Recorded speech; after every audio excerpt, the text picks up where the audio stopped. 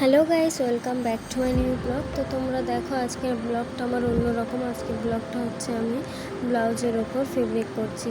তো সবাই করছে, ইউটিউবে পোস্ট করছে, ফেসবুকে পোস্ট করছে, আমার দেখেও খুব ভালো লাগছে।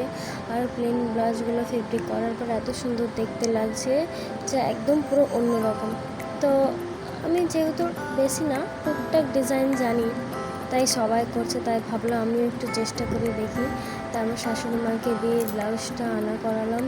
তারপর একটু নিজের মতন করে ফেব্রিক করার চেষ্টা করলাম। জানি না কতটা কী হয়েছে, সবার মতন হয়তো এত সুন্দর করতে পারিনি, বাট যেরকম পারি, যতটা পারি নিজের মতন চেষ্টা করেছি।